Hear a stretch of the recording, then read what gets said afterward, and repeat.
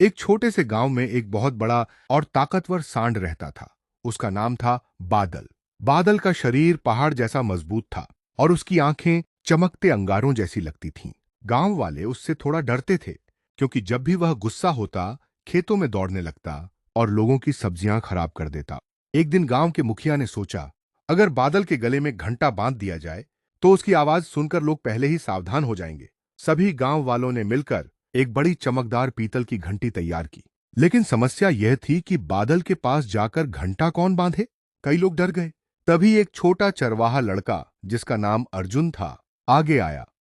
अर्जुन जानवरों से बहुत प्यार करता था। उसने कहा, मैं कोशिश करूंगा। अगली सुबह अर्जुन ताजी हरी घास लेकर बादल के पास गया।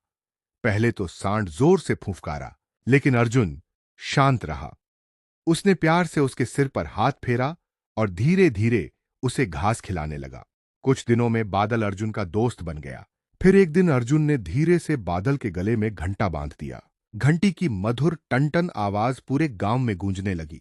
अब जब भी बादल कहीं चलता, घंटी बजती और लोग रास्ते से हट जाते। धीरे धीरे बादल भी बदलने लगा। पहले वह गुस्से में दौड़ता था, लेकिन अब घंटी की आवाज सुनकर बच्चे खुश हो जाते।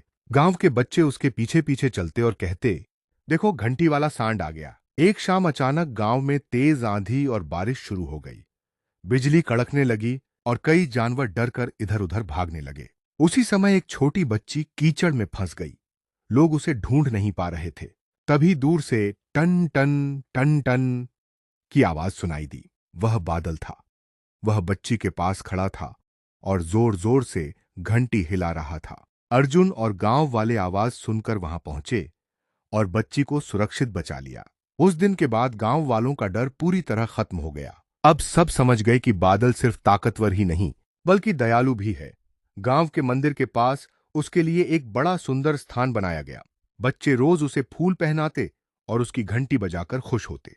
अर्जुन मुस्कुराकर कहता, प्यार और भरोसा किसी को भी बदल सकता है। और फिर हर सुबह गांव में सबसे प्यारी आवाज सुनाई देती, ठन ठन ठन ठन, जो सबको याद दिलाती थी कि दया और दोस्ती सबसे बड़ी ताकत होती है।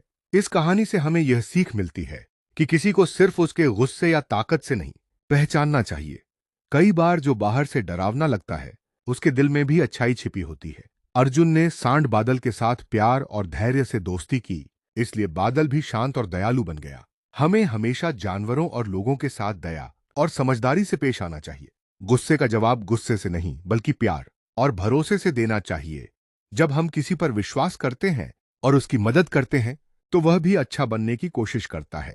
इस कहानी से यह भी पता चलता है कि हर किसी के अंदर कोई ना कोई अच्छाई जरूर होती है। सही समय पर वही अच्छाई दूसरों की मदद बन जाती है।